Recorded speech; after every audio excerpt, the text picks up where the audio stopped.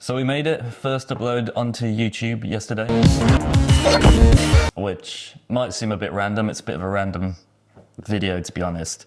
I've been struggling with it for almost over a year. I'd been working on that particular video for 3 years because it was part of a much bigger video, a much bigger film. I was trying to build a documentary about like my love of surfing generally and how that sort of interconnected with my family and my childhood. And it was, I wasn't doing it justice. And so I wanted to practice the art of finishing. So I just wanted to get something up there. So I took that sort of board building sequence just to get something up there, because the last 3 weeks, definitely, I've been nitpicking it back and forth. And yeah, and it wasn't really serving the purpose that I wanted it to serve. Really, I wanted to get on, introduce myself, talk a bit about what I'm trying to do with YouTube. So I'm Edward Morton. I run Skald. Skald is a creative studio. So I thought I'd tell you a bit of my background and a bit of my story as to how I got to a place where I'm sort of running a multidisciplined micro studio. Yeah, so it all starts way back over 15 years ago. I say over 15 years ago, it's more like 20 years ago. But yeah, I love music. I love music growing up, like everyone else. In the late 90s, early noughties, we would record music off the radio, and that would be our way of making playlists before we were able to do it on the computer. Every weekend, the top 40 chart would play on Radio 1, and sort of in the early noughties, there were a few new metal bands that were getting mainstream attention. In order to get those tracks, we would record them to tape. And in doing that, I suddenly realized the tape deck that I had, which was my dad's old hi-fi, it had 2 cassette ports. And what I could do, I could play one cassette and record to another cassette, being able to duplicate the playlist. And again, that was fun, able to make mixtapes. A little bit further along, I realized that there was a mic input that I could stick my electric guitar into. And I could, on one track, play, say, the chords. I could record the chords. I could then play that track back and record that to another tape whilst playing over the top again. And that was really my first introduction to how recording worked. And it was this sort of light bulb moment of taking something and layering it. Not long after getting into recording music, I was very quickly into Photoshop, and so the idea of layers and layering things and textures came very naturally. So yeah, back in the day, loved making music. Music was my passion. It was the thing I was going to pursue. So roll on a number of years, and I found myself 17, 18, getting a job for a independent record label as the MySpace kids. So MySpace was the Facebook and Instagram of the time, and the artists needed someone to update their MySpace. And I was no expert. The only expertise I had was I was younger than everyone else in the office. And so it was still learning from the ground up. And I got this job, and I'd never used a Mac computer in my life. I'd used PCs, but I wouldn't say I'm particularly techie. I enjoy tech as tools, but I'm not someone who understands how the things work. But anyway, it was learning on the fly, and I had to learn how to use a Mac computer. And in that, all the tools that were loaded on it at the time was an introduction to GarageBand, it was an introduction to iMovie, and it was an introduction to Photoshop 7. And so whilst creating these MySpace pages, I was able to tinker with loads of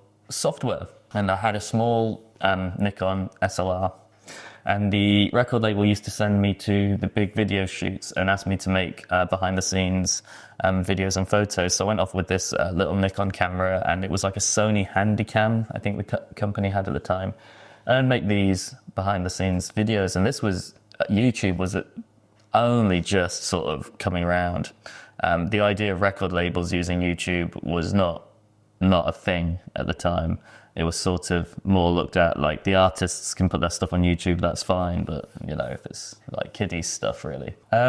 Which is so interesting now looking all these years later. But that was the start of all things creative. I was heavily pursuing music production and getting nowhere. But in my pursuit of music production, I've been exposed to all these other tools and having to get used to them and use them. And I was meeting the graphic designers for the album covers. I was meeting the guys who were making the films, the directors. I was seeing the equipment. I was on I was on sets, and I haven't really reflected much on how integral that sort of stuff probably was at the time, but I'm sort of reflecting now. I was immersed in a sort of old school way of creating stuff, and that was really cool. And my photography improved, my understanding of the relationship between creativity and software improved. And I mean by that, as creative as you want to be, there's still often a process to getting things done. A bit like I was referring to earlier, the art of finishing and how important it is to finish things. So you can be creative till the cows come home and not finish the thing or launch the thing. And it just stays on a shelf somewhere. And so I had a really good experience of learning about finishing is important, because there were deadlines. There were deadlines to everything. There were records being released. There were tours being booked. Post that experience, I actually ended up working at a factory, which reminded me what I didn't want to do. I didn't want to be working in a sort of closed off environment and not doing anything fun and creative, basically. The factory was great though. Nothing wrong with it, but it just definitely wasn't me.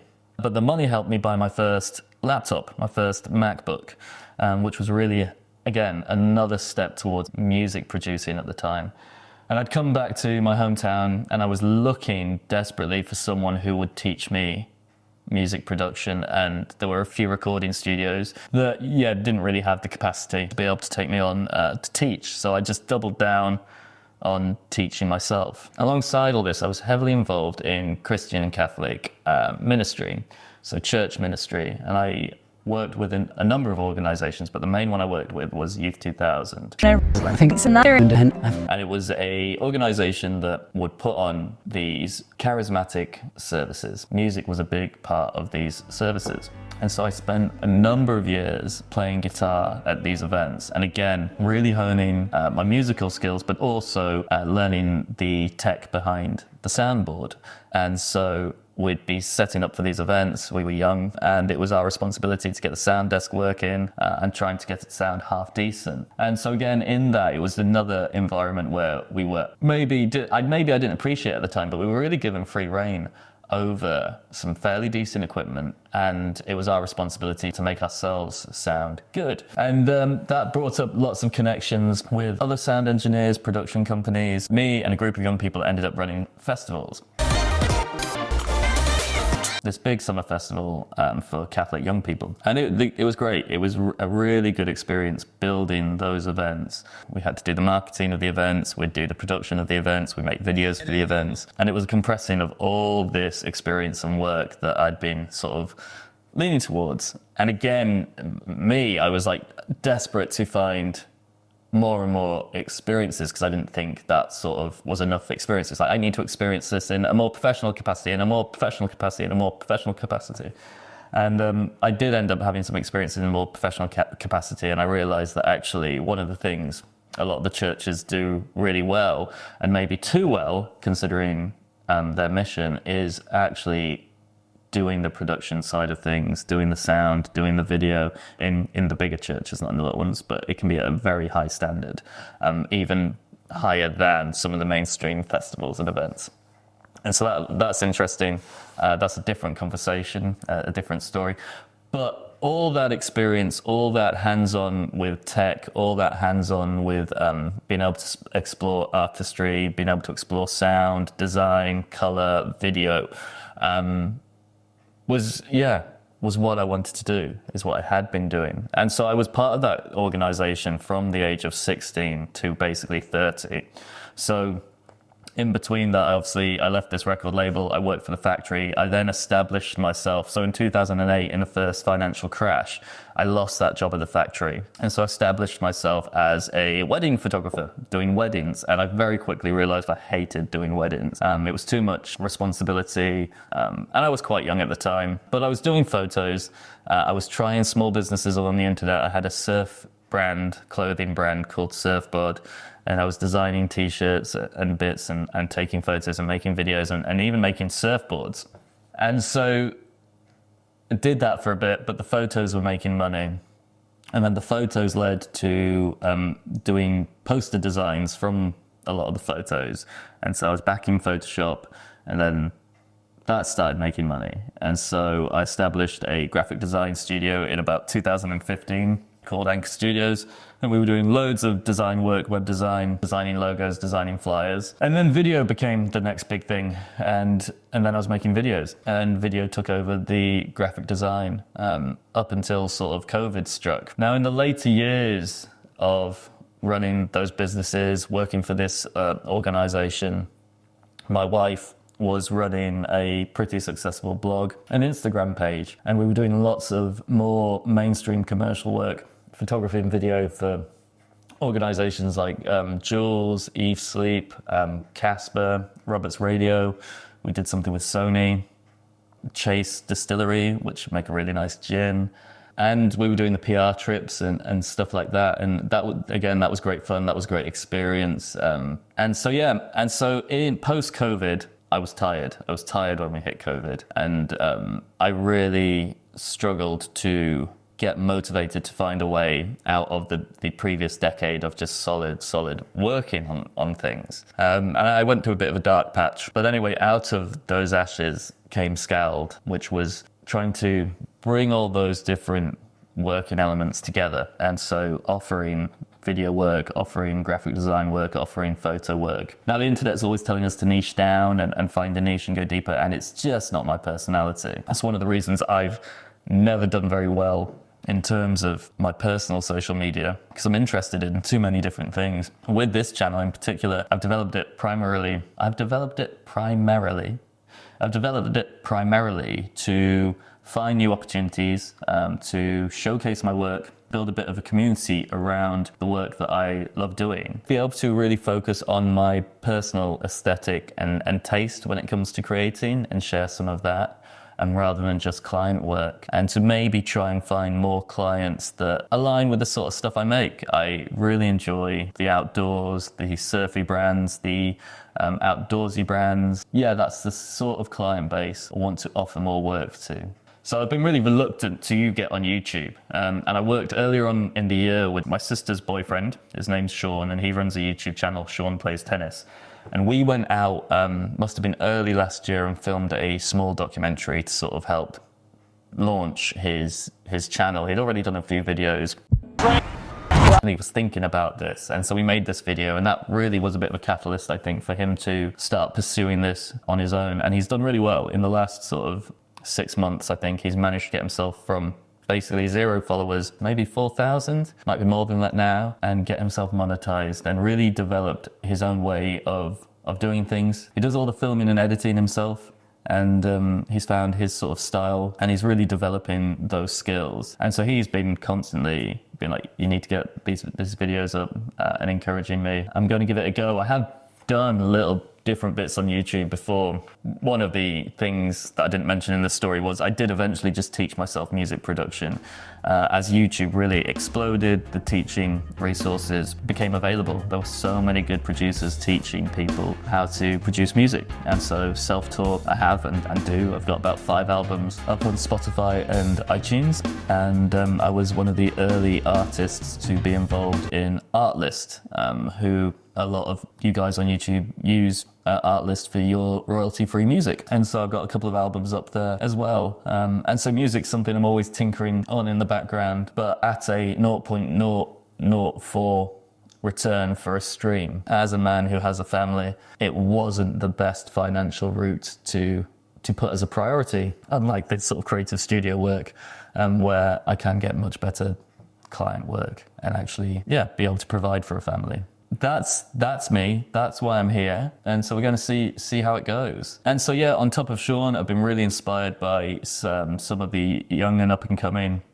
designers and filmmakers made by James, and all the content he's putting out has been super encouraging and super helpful. CJ Crawley, I'm really sorry, probably saying your name wrong, but CJ, really love his work, really love his style, really love what he's doing on the internet. So seeing all these guys showcasing, their excellent work, which it's always hard as someone who's been creating for a long time to look at the up and comings, as inspiring and as exciting as it is, there is that little bit of you being like, oh my goodness, these guys are so far ahead I'm becoming irrelevant. Who am I? Like, look at these young guys. They're so talented. But I was really encouraged. I think it was Frankie had put out a video the other day saying, you know, there's so much space for everyone, and I do believe that's true. You know, those guys have been super inspiring, and I must say, so much of my education has come from other creators on YouTube. Yeah, YouTube has opened up a world for people, but like everything was formal education. Everything was, if you want to learn something, you either needed to have a great mentor, and most of the great mentors were in London, or have family connections, or go to school. And now, just with the boom in YouTube and the access to technology and software to be able to create really high-end stuff is super exciting and super daunting at the same time. As I said, you know, I'm a dad, I'm married, I've got 3 young boys. And so one of the reasons, the primary reason that I run the business is the pursuit of freedom. It's being able to be involved in the kids' lives as they grow up. It's been able to take time when I want time. You know, as you see from the previous video, I love being in the ocean. I love being outdoors. Any opportunity I can get outside, surfing or skateboarding or just playing sport, you know, with the kids, with the family, without the kids, you know. And so again, the reluctancy to YouTube is it's calling me further into a place that I don't want to be. I don't want to be inside. I don't want to be online. I don't want to be a slave to algorithm and numbers. But I also want to find a market. I also want to be part of the creative industry. I also want to have a thriving, successful business. And so, like, you can't have your cake and eat it. There's always trade-offs. But there's never been a time in history, I don't think, where we can get as close to having our cake and eating it as there is now, because we have the choices to go very deep on something like YouTube and chase the numbers and chase the algorithm. And we have the choice not to, and we can still find work other ways. But I think if you really want to be doing the work that you want to be doing, you've got to be where the people are. And so that's why I'm here. So welcome to my corner of the internet. Let's see how far I get with this one. But yeah, excited for the future, excited for 2025, excited for the things that we're going to create, and excited for this channel and what we can do with it. It's going to be eclectic. It's going to be eclectic because I'll get halfway through doing this like creative video and I'll be like, well, I want to do a surfing video, or I want to do a section on philosophy, or I want to do a section on talking about different faith views or belief systems or mindset. And so it's going to be difficult. That is just my character. I get whipped up into new exciting things, and I must say that the things that have been really consistent in my life has been surfing, it's been music. Yeah, those things have always held interest. So yeah, it's going to be a wild ride, but let's see what we can do. Excited for it. Introduce yourself, let me know what you're interested in seeing, and yeah, let's go get it.